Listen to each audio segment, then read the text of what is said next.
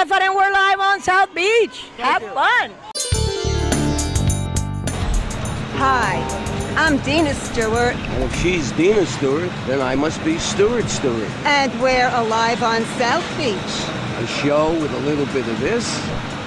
And a little bit of that. You know, Stewart, this is really exciting because this is our 50th, that's right, 50th episode of Alive on South Beach. And I want to just take a moment to thank our audience who has been following us for these last 3 years.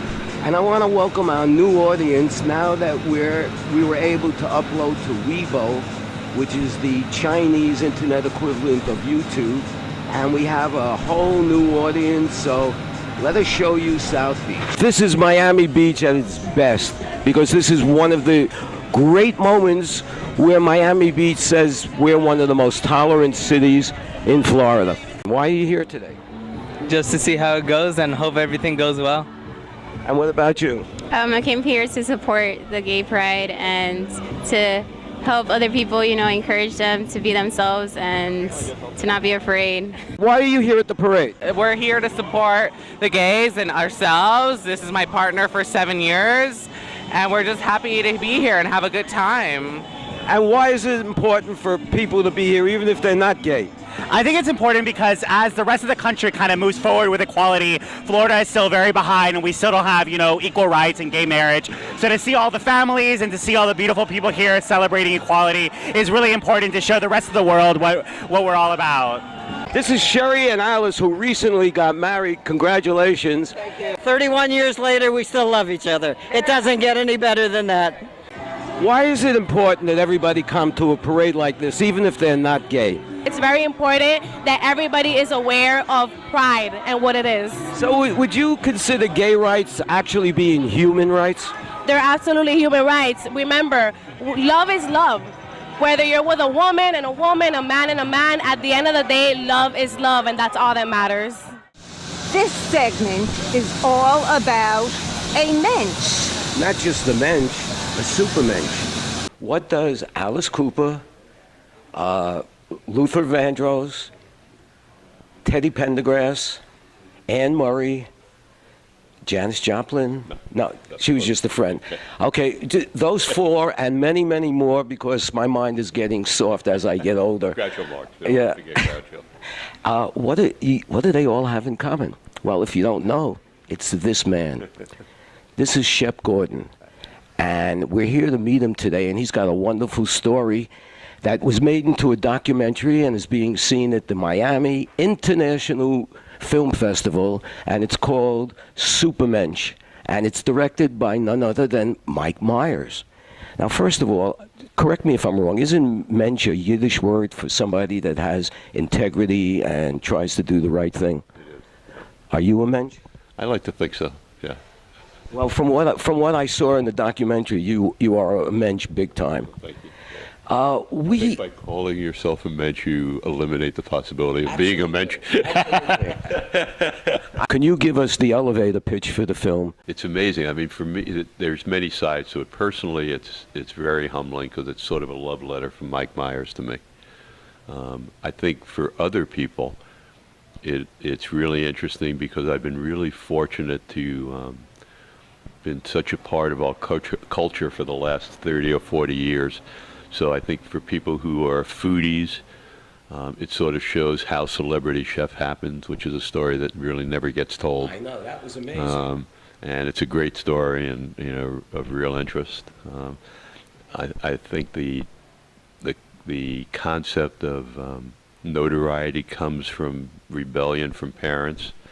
A lot of people have really related to with choices in their lives, why they made certain choices and never really understood why they made that choice. I understand. And I think that movie really makes that clear. I got a kick out of a lot of the images that came up, especially you and Cary Grant. That has got to be the funniest. The way the story came about, the cat ran away. Cary's house person called me, said that they think they found the cat. Call when you can come pick it up. I called, they never answered the call for about a week or two, and finally I went to the house and I rang the doorbell. And when the door opened, Cary was on a fur carpet with the sensitive one, and there was two sterling silver little things, one with water, one with food, and I could almost hear the sensitive one looking at me saying, "Don't blow this for me. Please don't blow this for me." and and then Barbara took me aside and said that Carrie had been very depressed and wasn't a good time in his life, and this cat had sort of brought him back to life. Isn't it amazing what animals could do? Really amazing. And then they did a story, I think it was in TV Guide or Parade, where he talked about the cat. So there was no choice. Although we said we would have joint custody, I very rarely saw a sensitive one ever again. I had the heart to go take it back from Cary Grant. How do you do that? Well, I learned something today. You're just as easy to talk to in person as you are to watch on the screen. That was I made a decision to not prepare, not think about the questions, just really be exactly me when I did the documentary. You're my kind of interviewee, because that's the way I basically work. And I love being interviewed by Stewart. Stewart, it's so easy to remember your name. Well, I hope we have an opportunity to talk again. I do too. Thank you. Thank you. You know, a lot of people think that South Beach is just celebrities, parties, and dining. But there's so much more to South Beach. Did you know that there are 4 museums, a symphony hall, an art center, a New World Symphony Orchestra, and a lot of small dance companies? And this is Delma Iles, a long-time Miami and Miami Beach pioneer.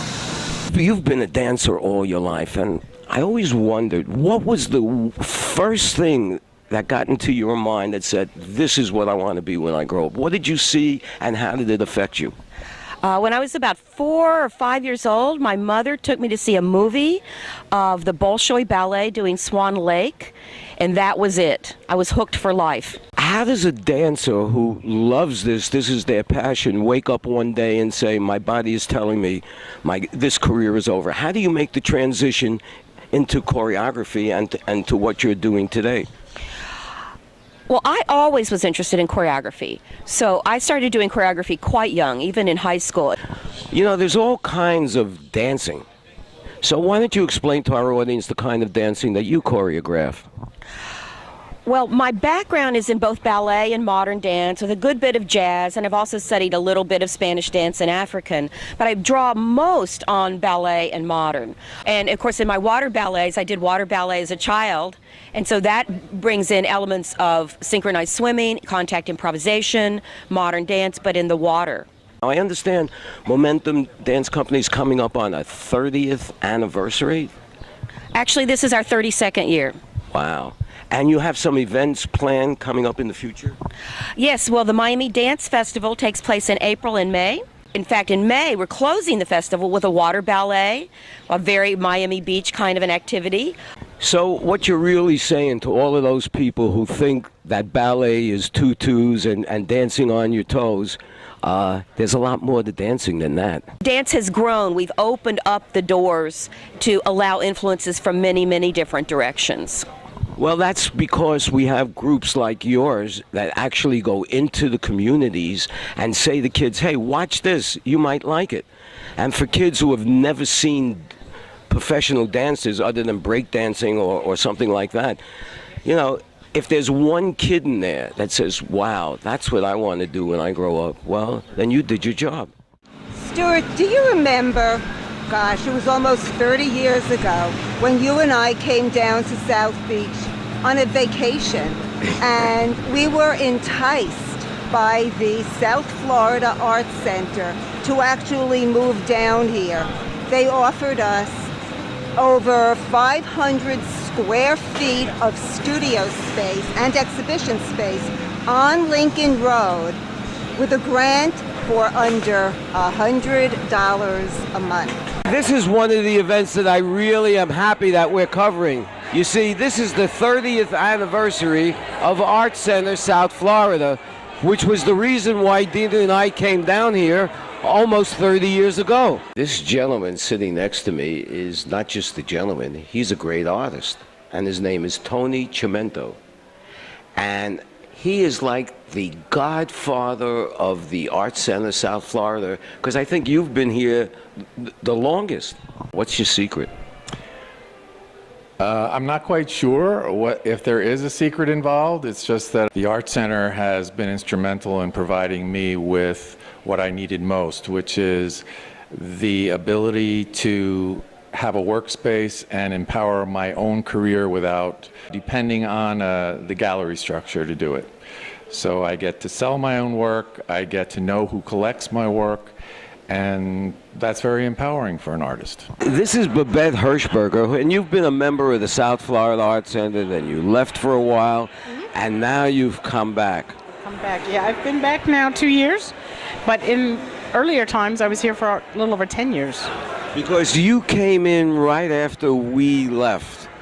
So how has the Art Center been for you in terms of an artist and in terms of your expectations of what it was supposed to be and what it's actually turned out to be? Well, the Art Center has been amazing for me because I actually kind of grew up here. It sort of was like going to grad school for me because I didn't go to grad school. But to have this huge group of other creative people around to bounce things off of is tremendous, to not feel like you're working in that bubble. There's also a public layer here, and that gives you a chance to speak about your work, get comfortable speaking about your work, and to draw feedback and input from their take on what you're up to. You've been part of the Art Center here for how long? I actually joined the Art Center in 1990, and I was here till 98 until I went back to New York again. But I keep flipping back. Oddly enough, I have the same studio that when I left, and I've been gone for 14 years, and I'm back. What's the glue that draws you back? You know, I had family here is one thing, and also, you know, there's something about. I sort of grew up here in a way, and I have a certain perception of what glitzy, or I actually had a designer say, George, you're the antithesis of the Miami cool. And so I guess in a sense that's what I do, whether I like it or not, and I'm not being full of myself when I say If you had to give a title to the antithesis of Miami cool, what would you call yourself? Well, the work is not minimalist. It's about being shockingly in an environment that you want to be part of. Everybody says the same thing to me when they come into my studio and they see the stuff. They have a really great positive feeling, and that's something with this brooding art world that's around me. I try to escalate. Absolutely. Most people go to the beach because they love the shore and they love the sun and they love the sea. But recently, if you went down there in an only in South Beach moment, you could see a polo match. We're at the La Martina World Cup polo matches here on South Beach, and this is their 10th anniversary. This lady just happens to be the wife of Bruce Orosz, and if you say, who's Bruce Orosz?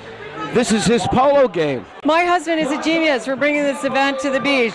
I think it's an incredible combination of, it's just a celebration of life. It's sea and sky and horses and nature and families and people. Everybody happy to be out here for another great weekend, celebrating God's creation and just enjoying this completely competitive play with the best players in the world out here today playing for us.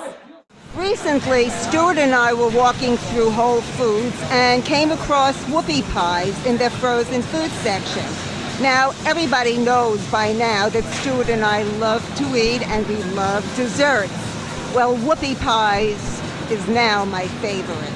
Well, before you give away more of this, we liked it so much that we tracked down the creator of whoopie pies, and on one of our future episodes, you're going to get to meet her and virtually taste what we can taste for real. Last but not least, we'd like to thank Travel Host magazine from Miami-Dade for the fabulous story they wrote about Stewart and me and syndicatednews.net. And Alive on South Beach. And Alive on South Beach, of course. So thank you. And now, do you realize we're at the end of our show? I've run out of things to say. What about you? So have I. Okay, one more thing. I'm Dina Stewart. And I'm Stewart. And we're at the Cafe at Books and Books on Lincoln Road. And we're also alive on South Beach for syndicatednews.net. See you next time.